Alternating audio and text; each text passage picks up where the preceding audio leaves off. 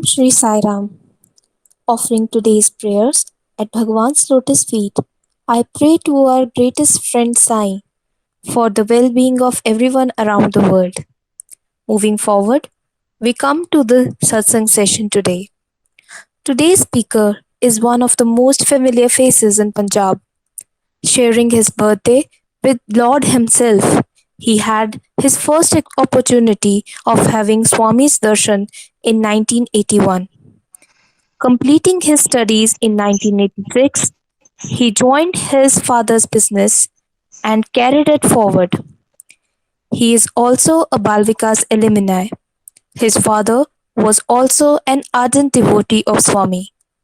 He has also served in Prashanti Seva since 1981 to 1992, giving a break a few years and continuing from 1999 till date. He has been serving in the organization for over 40 years now, serving as Samiti convener for 2 years in 2000 with additional responsibility of being district president Moga and state youth coordinator Gents. He also had the privilege of taking programs from Punjab for performances in Perthi with his active participation. Currently, he is serving as a member secretary in Sri Satya Sai Trust Punjab since 2016. Now, without taking much time, I request Sri Atul Soni to take us all on the journey of his experiences with Swami. Over to you, Uncle. Jai Sai Ram. Jai Sai Ram. Uh, Everybody getting my voice? Yes, Uncle, you are audible. Thank you.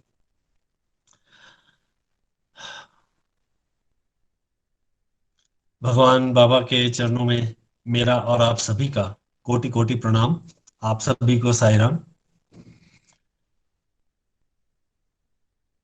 ये मेरा बहुत सौभाग्य है कि आज मुझे इस सत्संग में भाग लेने का अवसर प्राप्त हुआ है। जितना मेरी छोटी सिस्टर ने बताया, ऐसा कुछ नहीं है। भगवान के डिवोटीज सभी एक जैसे ही होते हैं। शुरू करता हूं मैं अपनी जर्नी टुवर्ड्स साई। ये बात है 1981, जब मैंने अपने 10th का बोर्ड का एग्जाम दिया था और उस समय लगभग 3-4 महीने की छुट्टियां थी, तो कुछ करने वाला था नहीं।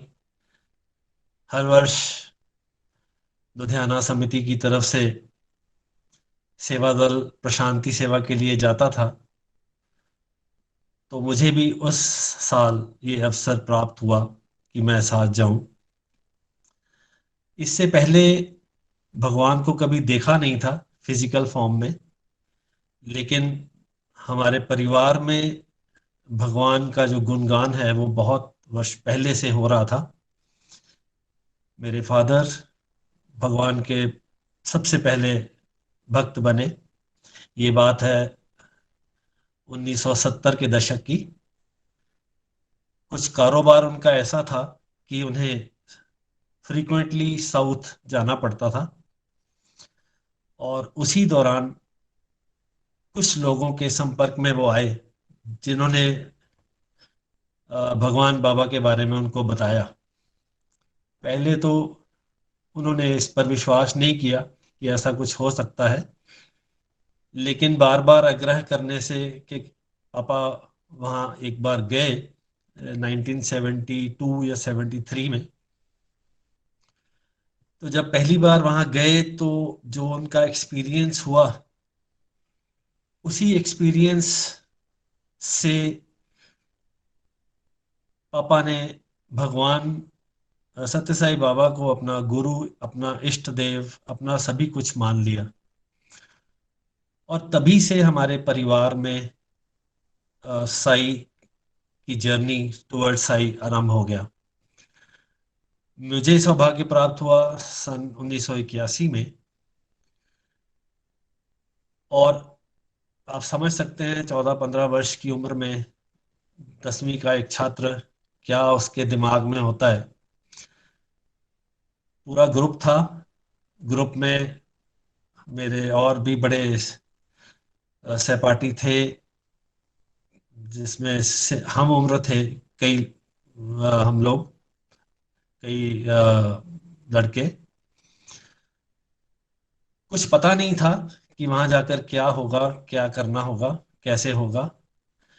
लेकिन एक बचपन का जोश, जवानी का जोश था। जब पहली बार भगवान के दर्शन हुए तो एक अजीब सी फीलिंग मन में आई और एक खिंचाव हुआ भगवान की तरफ, जो उस समय समझ नहीं लगा कि ये क्या है। जैसे हमारे उस समय जो भी सेवा दल काम करता था, हम लोगों को, क्योंकि हम बच्चे थे तो हम लोगों को बड़ा हार्ड वर्क दिया गया। उस समय बहुत सारी बिल्डिंग्स बन रही थी, बहुत प्रशांति में कंस्ट्रक्शन का काम हो रहा था। स्कूल कॉलेजेस अभी कुछ खास बने नहीं थे, तो हमें पता नहीं था क्या है, क्या होता है, क्या नहीं करना। लेकिन जहां पर हमारे लीडर्स ने हमें भेजा, हमने वहां जाकर उनके बताए अनुसार काम करना आरंभ कर दिया। कुछ दिन, 10-12 दिन की शायद सेवा होती थी उस समय। और सेवा भी ऐसा नहीं था कि हर रोज सुबह से लेके शाम तक कुछ करना है, लेकिन दर्शन जो होते थे वो सुबह शाम दोनों टाइम होते थे। जब सेवा का समय समाप्त हुआ तो ग्रुप जो है वो 2-3 दिन अपनी स्टे एक्सटेंड उन्होंने की। हम भी साथ में ही थे। उस समय भगवान ने पहली बार ग्रुप को हमारे इंटरव्यू के लिए बुलाया, जिसमें मैं भी शामिल था। पहली बार भगवान के दर्शन हुए और पहली बार में ही भगवान ने इंटरव्यू भी दिया। इस बात की कोई उस समय इतनी महत्ता नहीं पता थी। और हम में से हर एक जो वहां मौजूद थे, सभी के साथ भगवान ने इंडिविजुअल बातें भी की, सभी के साथ, सभी के सामने। हम क्योंकि बच्चे थे, हमारे साथ बड़ा मजाक भी किया, पूछा, पढ़ाई के बारे में भी पूछा, क्या करते हो, सब पूछा। अब इतना, क्योंकि बहुत वर्ष हो गए हैं, पूरी डिटेल में इतना याद नहीं है। लेकिन अब वो समय लगती है इतने सालों के बाद कि जो वो पहली बार में जो खिंचाव था, वो भगवान ने हम सबको चुना अपना सोल्जर बनाने के लिए। ये सब बातें अब समझ लगती हैं, क्योंकि हम पीछे का समय देखते हैं तो अब याद आता है कि हाँ, किस प्रकार भगवान ने हमें प्यार किया, कितना नजदीक रखा हमें। हर वर्ष हम सेवा के लिए जाते थे और लगातार 2-3 साल हम सबकी इंटरव्यू होती रही, क्योंकि नया नया एक भगवान के संपर्क में आए थे। आप लोगों ने भी देखा होगा कि एक फिजिकल अट्रैक्शन होती है भगवान की। जहां जहां भगवान जाते हैं, कहीं पर भी उनके पीछे पीछे सब लोग भागते हैं। हम भी भागते थे। भगवान कभी कार में जाते तो हम भी कार के पीछे भागते रहे। लेकिन उसके बाद कुछ वर्ष और जाने के बाद ये सब सिलसिला रुक गया। भगवान की तरफ से ही कुछ ऐसा मन में ऐसे आया कि भगवान केवल एक शरीर रूप में वहां नहीं है, भगवान हर जगह है। हमने ये भागना फिरना सब बंद कर दिया, सेवा में जाते रहे। और जब पहली बार मैं 1981 में सेवा के बाद वापस लुधियाना में आया था, तो हमारा जो यूथ का एक ग्रुप था, जो हम लोग सब गए थे, पहली बार ही हम सब मिले थे आपस में। तो हमारे साथ हमारे एक लीडर थे, उनका नाम Shri Surendra Sharma, income tax office में वो काम करते थे। हम सब में से उम्र में बड़े थे और हम लोग उनको फॉलो करते थे, और उन्होंने हमें यूनाइट करके रखा बाद में भी। कुछ समिति के बारे में हमें कुछ पता नहीं था, क्या समिति होती है, क्या एक्टिविटीज हैं, कैसे भजन होते हैं, कुछ भी मालूम नहीं था। लेकिन हाँ, इतना जरूर था कि हम लोग उनके संपर्क में थे, तो हर रोज जैसा वो कहते थे हम वैसे ही उनको फॉलो करते थे। क्योंकि पढ़ाई उन दिनों चल रही थी, हम लोग अपना पढ़ाई में मस्त रहते थे। लेकिन शाम को जब फ्री होते थे तो हम सभी लोग इकट्ठे उनके घर में या उनके ऑफिस में, पांच छह हम बॉयज थे, हम उनके पास चले जाते थे, क्योंकि हमें वहां जाना कुछ अच्छा लगता था। उनकी उनका भी एक खिंचाव था, अच्छी बातें सुनाते थे। अच्छा, वो भगवान के बारे में पहले से ही जानते थे, तो हमें कई बार भगवान के बारे में बताते रहते थे। फिर एक दिन उन्होंने निश्चय किया कि हम लोगों को कुछ करना चाहिए। क्या करना चाहिए? उन्होंने कहा कि ऐसा करते हैं, कुछ पैसा भी लगेगा नहीं, हम सिविल हॉस्पिटल जाएंगे, वहां पर जाके पेशेंट्स का हाल चाल पूछेंगे, बस। तो इस तरह हमने सिविल हॉस्पिटल लुधियाना में जाना आरंभ कर दिया। ये सन 1981 की बात कर रहा हूँ मैं। उस समय कोई हॉस्पिटल विजिट्स ऐसा कुछ प्रोजेक्ट नहीं था, ना हमें इसके बारे में कुछ पता था। जाकर करना क्या है, कुछ भी नहीं, सिर्फ जितने भी पेशेंट वहाँ एडमिट होते थे उनके पास जाना, उनसे बात करनी, उनको उनके सिर पे हाथ फेरना, उनके साथ फिजिकल एक कांटेक्ट रखना, और उनकी कोई भी छोटी मोटी ज़रूरत होती थी, कभी कोई दवाई, कभी कुछ चाय दूध या खाना, या यहाँ तक कि कोई ज़रूरत नहीं थी लेकिन कुछ मरीज ऐसे मिलते थे जिनको उनके घर तक इंफॉर्मेशन नहीं होती थी कि वो वहाँ पे बीमार पड़े हैं, तो उनके लिए पोस्ट कार्ड पे चिट्ठी लिखना, ये सब कार्य लगातार 4-5 साल हम करते रहे। हर रोज सिविल हॉस्पिटल में जाना, और एक ऐसा रूटीन बन गया था कि अपने पढ़ाई के बाद हम वेट करते थे कि कब समय आएगा, शाम को 5 बजेंगे, उनका ऑफिस बंद होगा और हम जाएंगे। तो हम लोग, ये हमारा एक एक्टिविटी थी यूथ की उस समय। और उसके साथ साथ फिर समिति के में ज्वाइन कर गए। वहाँ पर भजन होते थे, अच्छा लगता था। लेकिन कभी ऐसा गाने का मौका नहीं था। अचानक ही भगवान की तरफ से कुछ ऐसा बना कि हमारे अंकल थे, एक प्रोफेसर एन एम शर्मा हैं लुधियाना में, उनकी गाइडेंस में भजन भी सीखना आरंभ कर दिया।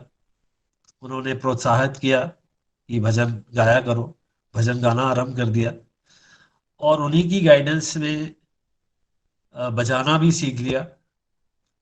और हर रोज सुबह 4 बजे उठ के सुप्रभातम के लिए उनके घर पे जाना। मेरे साथ मेरा एक और मित्र नवीन, हम लोग कई वर्ष लगातार अंकल के पास सीखने जाते रहे। ये मैं इसलिए बता रहा हूं कि आरंभ के दिनों से ही कुछ ऐसा भगवान ने अपने तरफ हमें खींच के रखा कि कहीं और इधर उधर जाने का हमारे पास समय ही नहीं था, और ना हमारे कभी दिमाग में ऐसा विचार आया कि हम इस जगह को छोड़कर कहीं और जाएं। और जितना भी आज जो भी मैं कर रहा हूं, चाहे वो अपनी फैमिली को देख रहा हूं, चाहे मैं अपने बिजनेस को देख रहा हूं, चाहे मैं किसी अपने मित्र के साथ होता हूं, या कोई भी रिस्पॉन्सिबिलिटी कोई भी मुझे देता है, कुछ भी है, ये सारा जो श्रेय है वो स्वामी को जाता है। ये ऑर्गेनाइजेशन को जाता है, हम सब ने यहीं पर हर चीज को सीखा है। स्वामी का लिटरेचर पढ़ के इतनी क्लैरिटी होती है, इतना भगवान ने डिटेल में सारा हम लोगों को बताया।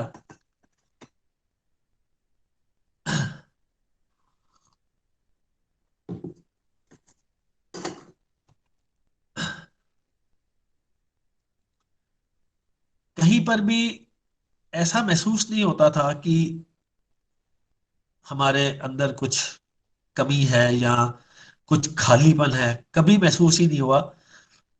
हर संडे कोई ना कोई एक्टिविटी, खास करके गांव में विलेज एक्टिविटीज उन दिनों में बहुत होती थी।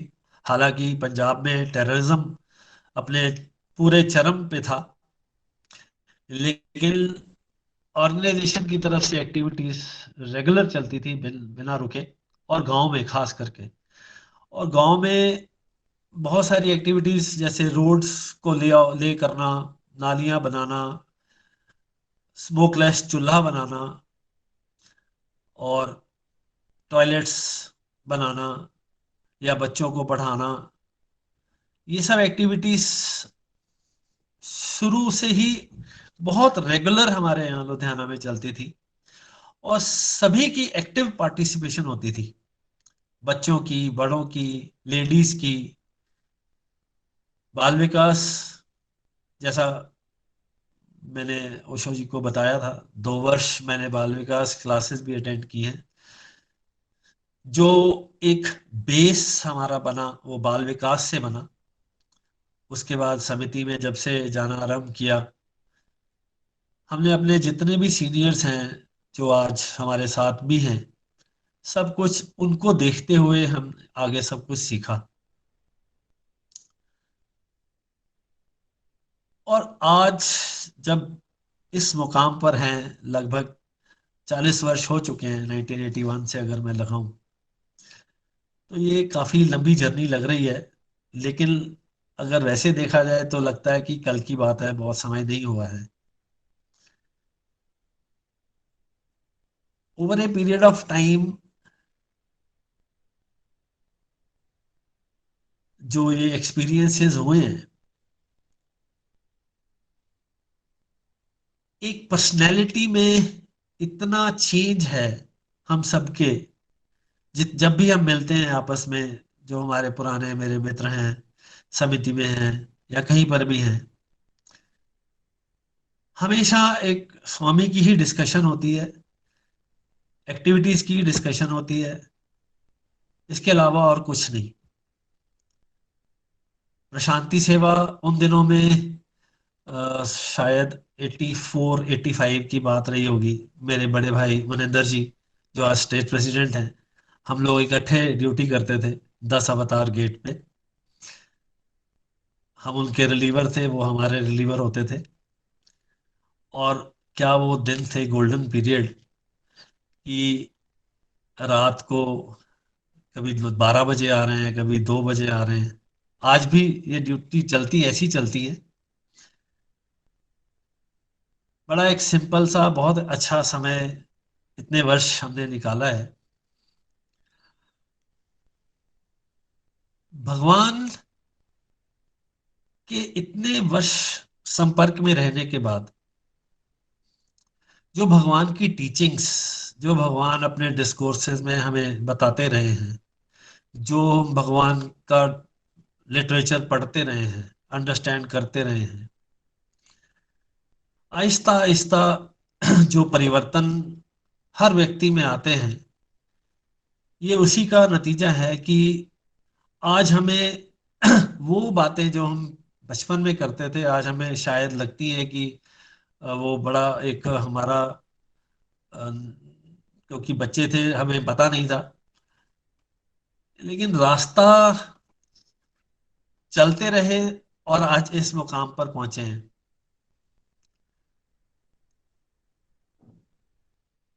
जब से भगवान की फिजिकल फॉर्म में से भगवान गए हैं, उसके बाद जो चेंजेस आई हैं,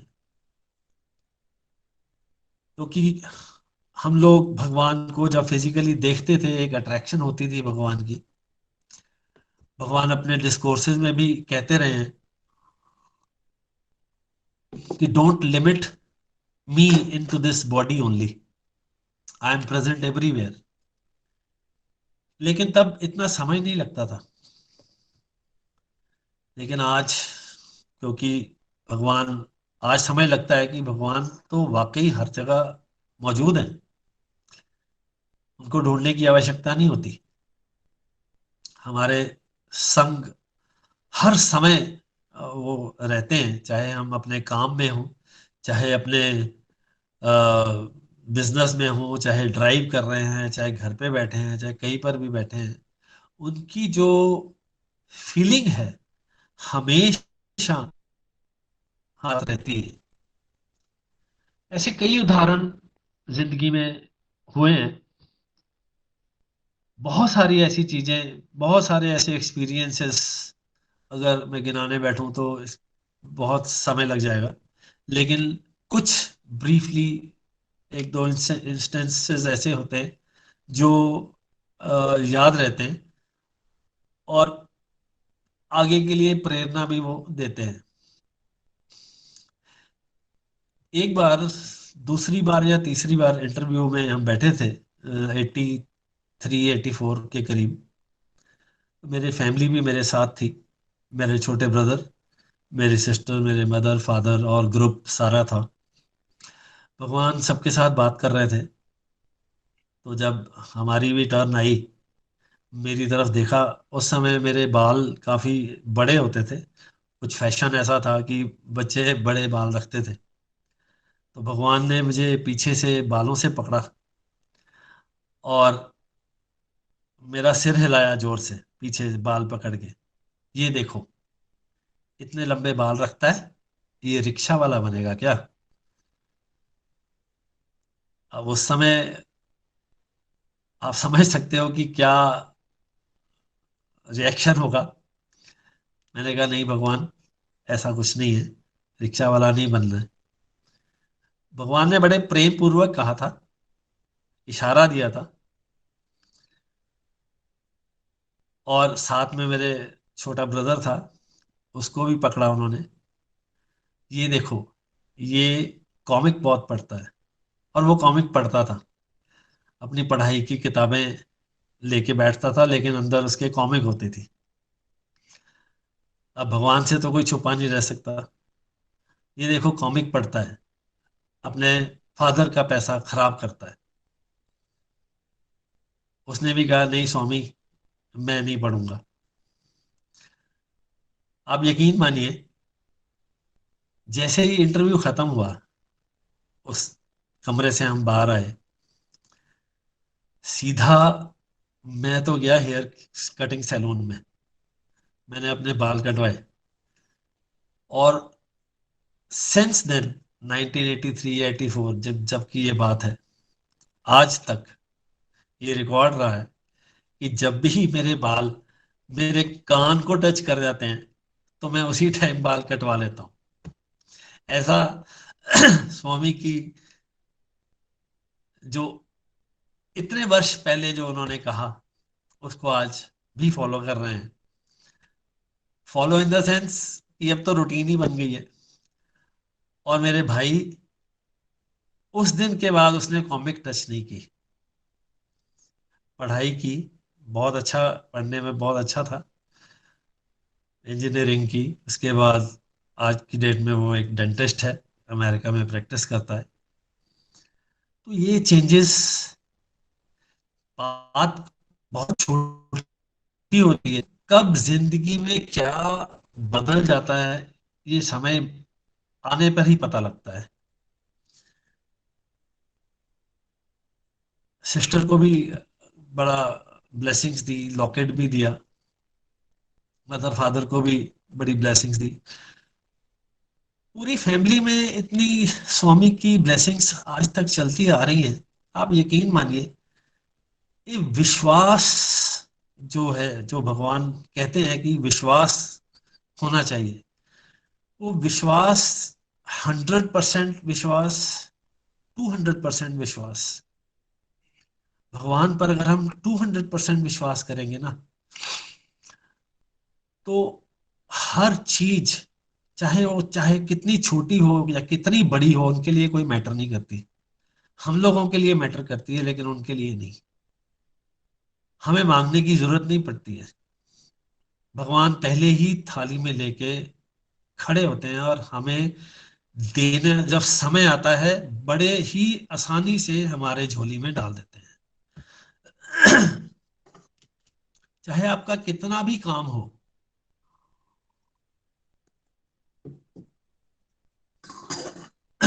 लेकिन अगर आपका मन साफ है, अगर आपके अंदर लगन सच्ची है, तो वो काम कभी रुकता नहीं है। उसके बाद भी कई वर्षों में, 1999 के बाद, 2000 के बाद प्रशांति सेवा में जाने का अवसर प्राप्त हुआ। और देखते देखते कब समय बढ़ता गया मालूम नहीं चला। रिस्पॉन्सिबिलिटीज आहिस्ता आहिस्ता मिलनी शुरू हो गई। ग्रुप लीडर्स, कभी प्रशांति, आउटर प्रशांति, कभी उसके बाद हॉस्पिटल सेवा।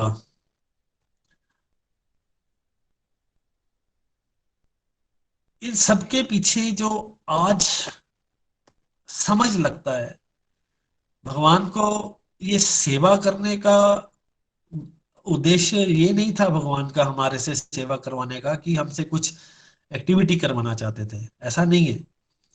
उनका काम तो किसी तरह भी हो सकता है, लेकिन असली मकसद यही था कि जो व्यक्ति सेवा कर रहा है, उसके अंदर जो चेंजेस आती हैं, वो उसी के द्वारा आती हैं। वो चेंज कैसे आती है कि छोटे से छोटा काम जब हम करते हैं, उसमें सबसे बड़ी बात जो होती है वो होता है हमारा जो अहंकार है उसको मारना। जब हम वही काम यहाँ अगर अगर सोचते थे पहले, तो यहाँ अपने घर पे आके या अपने ऑफिस में, या हमें लगता था ये बहुत छोटा काम है। लेकिन लगातार जाने से और सेवा में भाग लेने से इतनी चेंजेस आ गई हैं कि अब चाहे प्रशांति में हो, चाहे घर पे हो, चाहे कहीं पर भी हो, अब कोई भी काम छोटा नहीं लगता, कोई भी काम बहुत बड़ा नहीं लगता। आज जो भी, चाहे मैं आपके साथ ये बातचीत भी कर रहा हूं, या कोई भी छोटे से छोटा काम जो क्वालिटी में कह लो या कुछ भी कह लो, जो भी सीखा है, वो सारा इसी संस्था में रहते हुए सीखा है। हमने अपने सीनियर्स को देख के, चाहे वो लुधियाना के थे या जलंधर के थे, पटियाला के थे, सभी के साथ मिलकर काम किया है इतने वर्ष। कैसे मैनेज करना है, कैसे काम खुद अपने हाथों से करना है, कैसे करवाना है, किस तरह प्लानिंग करनी है, ये सब हमने यहीं पे संस्था में रह के सीखा है। ये सब चीजें अगर हम किसी मैनेजमेंट का कोर्स भी कर लेना किसी अच्छी इंस्टीट्यूट से, तो भी मैं समझता हूँ कि इतनी बारीकी से प्लानिंग, मैनेजमेंट, एग्जीक्यूशन, कंट्रोल हम शायद नहीं कर पाएंगे। जो सत्यसाई सेवा समिति में हम काम करते हैं, हम लोग जो इतने वर्षों से कर रहे हैं, जो यहाँ पर सीखने को मिलता है, वो शायद किसी भी यूनिवर्सिटी में हम पढ़ लें, वो चीज वहां पर हम नहीं सीख सकते। जो कॉन्फिडेंस, हमारा सेल्फ कॉन्फिडेंस हमारे अंदर आता है एक्टिविटीज करने से, लोगों से मिलने से। अलग अलग अलग तरह के लोग मिलते हैं जब आप सेवा पे जाते हो, चाहे आप प्रशांति में जा रहे हो, चाहे आप अपने शहर में कर रहे हो, किसी कहीं पर भी कर रहे हो, आपको इतने लोगों से मिलना पड़ता है, उनकी बातें सुननी पड़ती हैं, उनका उनके साथ काम करना पड़ता है, उनको साथ लेके चलना पड़ता है। इतना कॉन्फिडेंस जो जनरेट होता है, वो भी मैं समझता हूँ कि इस संस्था की ही देन है। कि कहीं पर भी आप चले जाइए, चाहे आपके सामने आज 2000 आदमी बैठा हो, किसी हॉल में बैठा हो या किसी स्टेडियम में बैठा हो, कहीं पर भी बैठा हो, आप बेझिझक होकर लोगों से बात कर सकते हैं, एड्रेस कर सकते हैं, कुछ भी कर सकते हैं। ये सारा श्रेय भगवान ने जो ये संस्था के साथ जोड़ के रखा है हमें, और इतना आशीर्वाद जो दिया है, मैं समझता हूँ ये सब उसी उन्हीं चीजों की देन है। ये चीज हम यहाँ पर सोसाइटी में अगर वैसे रहते इस संस्था के बिना, तो ये शायद हम बिल्कुल भी सीख ना पाते। जब मुझे रिस्पॉन्सिबिलिटी दी गई थी यूथ कोऑर्डिनेटर की, बड़ा एक टफ जॉब था, क्योंकि आप सब जानते हैं जनरेशन गैप होता है। जितने भी सीनियर्स होते हैं, एक काम चल रहा होता है, जिस तरीके से चल रहा होता है, उनकी कोशिश होती है कि वो काम ऐसे चलता रहे। लेकिन जब यंगस्टर्स किसी भी फील्ड में आते हैं, चाहे सेवा में, चाहे भजन पे, चाहे कहीं पर भी, तो उनके अंदर एक नया जोश होता है, काम करने का एक नया जज्बा होता है। उनको चैनलाइज करना, उनको सेटिस्फाई करना, ये एक बड़ा मुश्किल काम होता है, बड़ा चैलेंजिंग था मेरे लिए। लेकिन वो भी भगवान ने जैसे जैसे रास्ता दिखाया, यही कोशिश होती थी कि किस तरह एक ऐसा ब्रिज बनाया जाए हमारे एल्डर्स का और हमारे यंगस्टर्स का, ताकि जो हमारे साथ इतने यंग जुड़े हुए हैं, उनकी एनर्जी को हम यूज करें, चैनलाइज करें, ताकि जो एक्टिविटीज हैं हमारे स्टेट की या डिस्ट्रिक्ट की या समिति की, वो और आगे बढ़े। लेकिन मुश्किल ये आती थी कि उनको काम करने का मौका नहीं मिलता था। शायद आज भी होती होगी, कई जगह पर होती है। ये एक प्रैक्टिकल प्रॉब्लम है, सभी लोग फेस करते हैं। लेकिन सबको साथ लेके चलना, ये एक लीडरशिप क्वालिटी है। सबको सेटिस्फाई करना, सबकी सुनना, सबसे बड़ी बात है सबकी सुनना। अगर आप किसी की बात सुन लेते हैं, तो उसको उसकी 80% प्रॉब्लम सॉल्व हो जाती है। और अगर आप उसको उसकी बात सुन के पेशेंटली उसको कुछ भी कहते हो, without giving any instant reaction, तो 100% वो व्यक्ति आपकी बात सुनता है और समझता है और उसको फॉलो भी करता है। ये मेरा खुद का एक्सपीरियंस रहा है।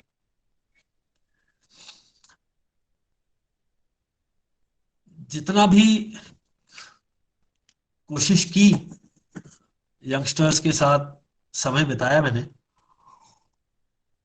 वो भी बहुत अच्छा समय था। आज भी जब हम लोग मिलते हैं कहीं पर भी, वो दिन याद करते हैं, बड़ा अच्छा लगता है। और एक्टिविटीज को आगे बढ़ाया भी था कई डिस्ट्रिक्ट्स में, कई समितिज में। और आज जो स्वामी ने एक और रिस्पॉन्सिबिलिटी दी हुई है कुछ वर्षों से, सत्य साई ट्रस्ट, आप सभी जानते हैं, पंजाब में जो ट्रस्ट बनी हुई है, एक one of the trust member हूं मैं। जितनी भी आप लोग एक्टिविटीज करते हो अपने अपने शहरों में, अपनी अपनी समितिज में, जो उसका फाइनेंशियल एस्पेक्ट है, वो ट्रस्ट देखती है। सभी मेजर डिस्ट्रिक्ट्स में ट्रस्टीज रहते हैं, वो वॉच करते हैं, देखते हैं। ये भी एक अलग से जिम्मेवारी है। चाहे जिम्मेवारी कैसी भी हो, कोई भी पोस्ट हो, कोई भी कहीं पर भी हो, लेकिन सबसे पहली और सबसे जरूरी बात यह है कि सबसे पहले हम एक सेवक हैं, सेवा दल है। इसके अलावा और कुछ नहीं है। बाकी सब आपका रोल है, आपकी रिस्पॉन्सिबिलिटीज हैं। कोई कोऑर्डिनेटर है, कोई स्टेट का है, कोई डिस्ट्रिक्ट का है, कोई समिति का है, लेकिन अल्टीमेटली है हम सब सेवा दल। ये फर्स्ट एंड लास्ट यही है हम सबकी। रिस्पॉन्सिबिलिटीज किसी को ज्यादा मिलती, को कम मिलती है, वो बात की बात है। ये एक जर्नी बड़ी सुखद रही है।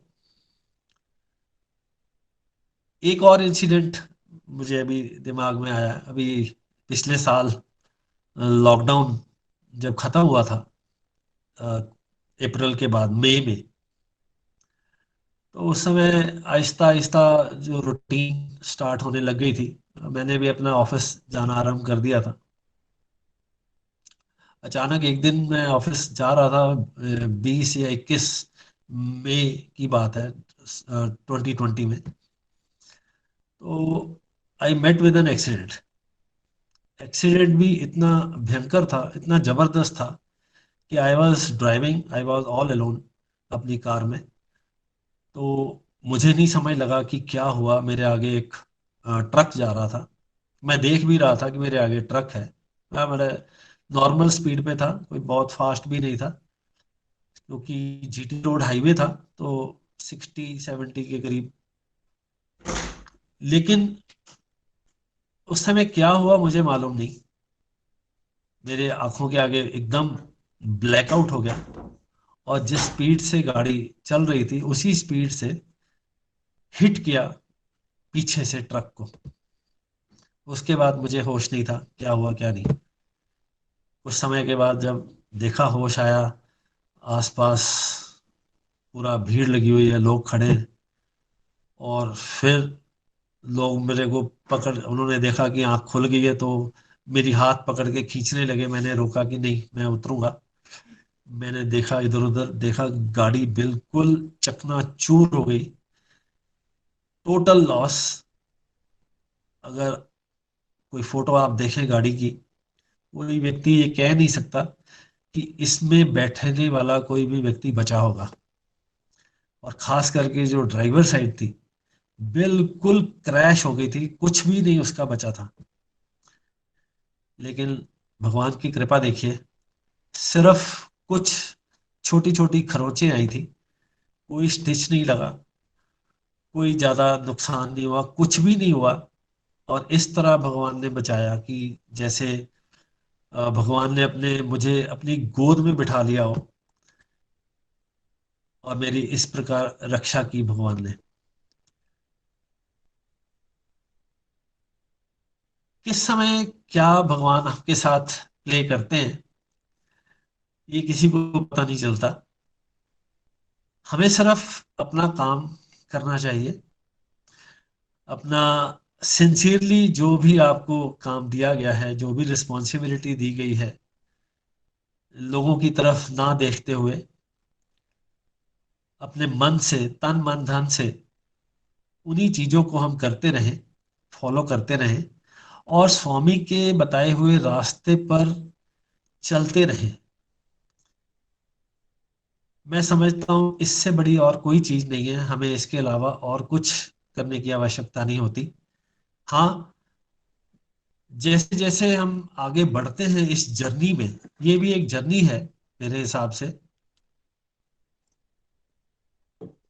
जब से बचपन से जैसे आरंभ हुई हुई है, हमारी कुछ और रिस्पॉन्सिबिलिटीज थी बचपन में, जैसे बड़े हुए, यूथ में आए तो और रिस्पॉन्सिबिलिटीज हुई। अब एक मिडिल एज में थे, और रिस्पॉन्सिबिलिटीज आ गई। अब एक और एज में हो गए हैं, तो डिफरेंट रिस्पॉन्सिबिलिटीज हैं। इसी प्रकार जैसे जैसे रिस्पॉन्सिबिलिटीज चेंज होती हैं, ऐसे ऐसे हम लोगों की नेचर भी चेंज होती है, हम लोगों का कैरेक्टर भी चेंज होता है। तो जिस प्रकार अगर हम इतने वर्षों से भगवान के साथ जुड़े हुए हैं, तो जैसे जैसे ये चेंजेस आती हैं, चेंजेस में भगवान हमें हर स्टेप पे मदद करते हैं, हमें निखारते हैं, हमें उस चैलेंज को एक्सेप्ट करने के काबिल भी बनाते हैं, जो भी हमारे सामने चैलेंज आता है। तो मेरा सभी से यही निवेदन है कि हम लोग जो जुड़े हुए हैं भगवान के साथ, ऐसे जुड़े रहें, और अधिक अपनी क्षमता जितनी भी है, क्षमता से अपने एक्टिविटीज को करते रहें, अपनी साधना को आगे बढ़ाते रहें। ये एक साधना है, चाहे सेवा से कीजिए, चाहे आप भजन गाकर कीजिए, चाहे आप लिटरेचर पढ़ के कीजिए, नाम स्मरण से कीजिए, अल्टीमेटली एक साधना है। और इस साधना के पथ पर आगे ही बढ़ना चाहिए, पीछे कदम नहीं लेना चाहिए। जैसे जैसे हम आगे बढ़ते हैं, भगवान रास्ते खोलते जाते हैं, हमें मार्गदर्शन देते जाते हैं, और एक्सपीरियंस हर व्यक्ति खुद ही करता है कि उसके साथ कैसे कैसे एक्सपीरियंसेस हो रहे हैं। कई बातें हम लोग एक्सप्रेस नहीं कर पाते। अगर हम मटेरियल दुनिया के हिसाब से देखें, भगवान के फिजिकल प्रेजेंस के हिसाब से देखें, तब भी बहुत अच्छे एक्सपीरियंस हुए। मैंने आपको 2-3 एक्सपीरियंस शेयर भी किए। ऐसा दिल्ली में भी जब भगवान आए थे, उस समय भी ऐसे ही होता था कि हम लोगों को समय नहीं मिलता था, लेकिन जहाँ पर भी बैठने का मौका मिला, स्वामी सबको छोड़ के वहां आपके पास आकर खड़े हो गए और ये एहसास कराया कि तुम मुझे भूल सकते हो, मैं तुम्हें भूल नहीं सकता, मैं तुम्हारे साथ हूं, तुम इसका चिंता मत करो। अगर आज स्वामी हमारे साथ फिजिकली नहीं भी है, लेकिन आज भी एहसास वही है कि मैं हमेशा आपके साथ हूं। आप जब भी याद करो, मैं हमेशा आपके पास मिलूंगा। आप जैसे भी प्रेयर करो मन से, आपकी हर कष्ट मैं दूर करूंगा, आपकी हर तकलीफ को मैं अपने ऊपर लूंगा, आपको हर तरीके से गाइड करूंगा। ये कुछ मेरे व्यक्तिगत एक्सपीरियंसेस थे, जो इतने वर्ष के साथ मैं इस संस्था के साथ जुड़ा हुआ हूँ। इतना आप सबके साथ मेरा बड़ा प्रेम रहा है, तो आज ये मौका था। मुझे ओशो जी ने, मेरे भाई मनिंदर जी ने रिक्वेस्ट की कि आज आप अपना एक्सपीरियंस से शेयर कीजिए, तो ये कुछ बातें आपके साथ मैंने शेयर की हैं। मैं आपका बहुत आभारी हूँ कि आपने मुझे ये समय दिया है, और साथ ही अगर आप में से कुछ प्रश्न भी अगर कोई पूछना चाहते हैं तो मैं उत्तर देता हूँ। जय साई राम। स्वस्ति प्रजाभ्य परिपालयन्ता न्यायेन मार्गेण महे महिषाः गोब्राह्मणेभ्यः शुभमस्तु नित्यम् समस्तलोका सुखिनो भवन्तु